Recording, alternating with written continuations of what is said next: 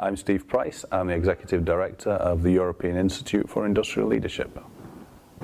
So I went from plant-based maintenance jobs into turnaround management, project management for building new plants, and I went from there into IT project management, taking project management skills into big IT systems, implementing those as projects. Finally, I was running the IT department across Europe for one of our divisions. It was a good sized job. But would you like to run a project to build something that would help us educate people like this? Sure. And I'd never done anything like that before. What I've done is it's turned into the EIIL, and therefore I'm entrepreneurial, because I've had to grow something from nothing with support, which means building all your power base and finding money and going bankrupt and starting again and all that sort of stuff that you learn about with entrepreneuring. Educating came out of necessity. So I got into the educating by just getting involved in our workshops, and then I started to design some of the workshops, and then we came out with our workshop-based technique, which is our masterclass methodology, and everything's gone that way ever since. So I'm never going to not be an engineer. Am I an entrepreneur? I have to be an entrepreneur every day or the business doesn't work. Am I an educator? About 40% of the time by design I would have to do that, because that's what the job does. So most of my feedback, as well as the hard results, did we actually deliver the workshops on time?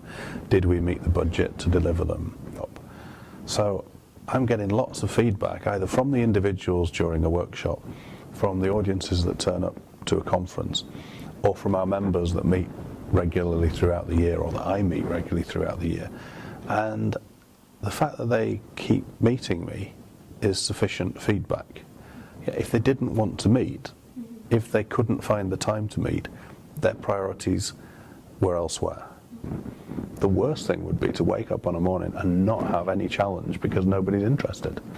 The most difficult challenge was, in our early years, we decided we would try and be an academic year organisation. Yeah. At the beginning of that year, we had something called the 2008 financial crash. And everybody's budgets for training and development got tightened. And it looked very much like we were not going to get any new members in the new year. It was all going to be passed on. So I had the worry of that during the year, with the very real problem, which was we ran out of money. And what happened there, what I learned from that, don't get yourself into that situation in the first place. Don't rely on this, but ask for help. Be humble. You get yourself into situations.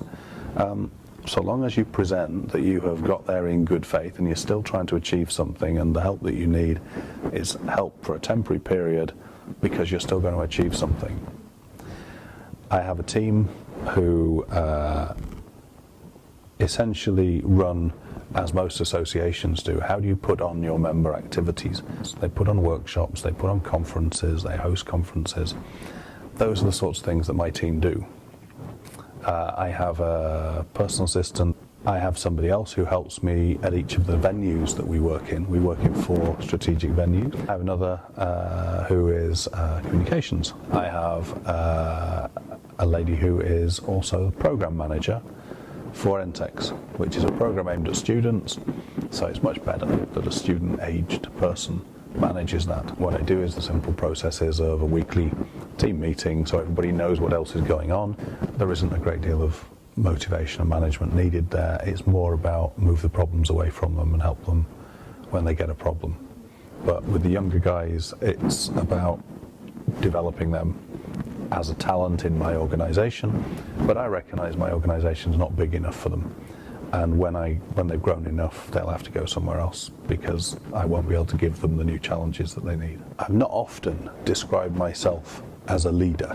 Clearly, several thousand people have been influenced, therefore I am leading in some way. Okay, so this is a module of leadership studies. Yeah, it was a great interview, thoroughly enjoyed the experience, learned a lot from answering your questions. What I think is really important for you guys to go away with is to remember that everybody can be a leader. You can develop all of the necessary traits to be a leader if you're passionate enough about something.